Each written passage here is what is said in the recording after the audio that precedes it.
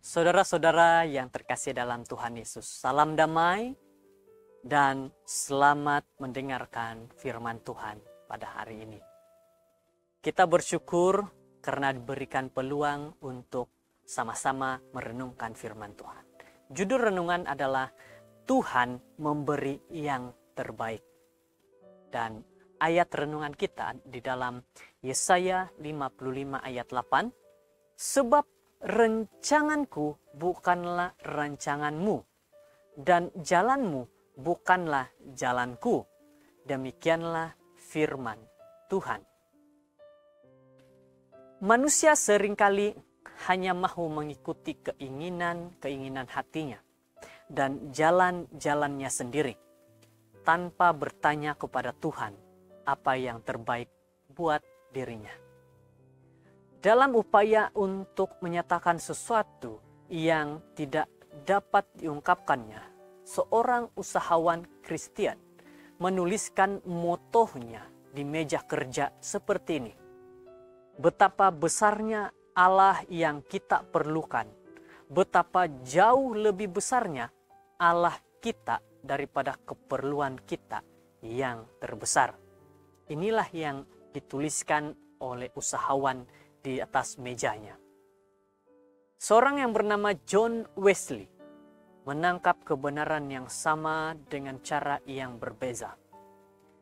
Dikatakan bahwa beri saya seekor cacing yang dapat mengerti manusia, dalam tulisnya, dan saya akan memberi seorang yang dapat mengerti Allah.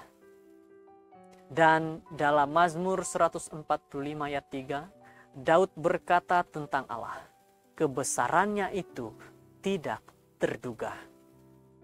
Dalam upaya kita memahami Sang Pencipta, yang terbaik yang dapat kita lakukan adalah membuat persamaan.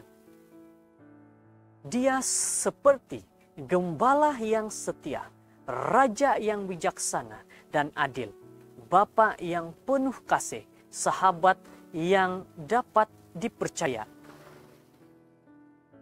Semua pernyataan ini dapat memberi kita gambaran sekilas akan kebesaran Allah. Namun, semua itu tidak cukup memadai untuk dapat memahami Dia sepenuhnya.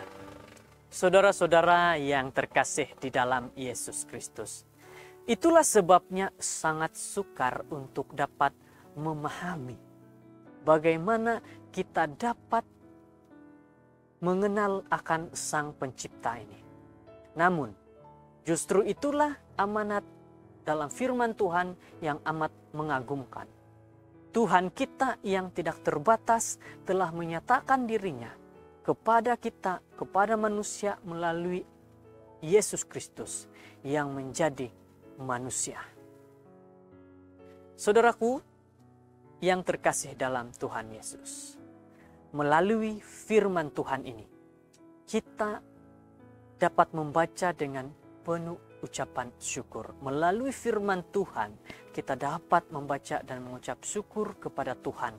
Dan kekaguman bahwa pencipta kita menjadi juru selamat kita.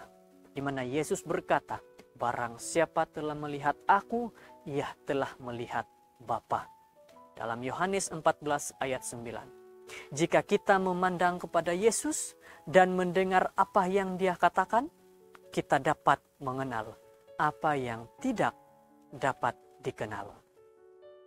Saudara-saudara, semoga dengan firman Tuhan kita pada hari ini benar-benar menyatakan kepada kita bahwa menemukan Tuhan yang maha mengetahui, maha hadir, serta maha kasih, maka kita sebagai manusia harus perlu mengikuti segala yang ditulis, yang tertulis dalam firman-Nya, Alkitab.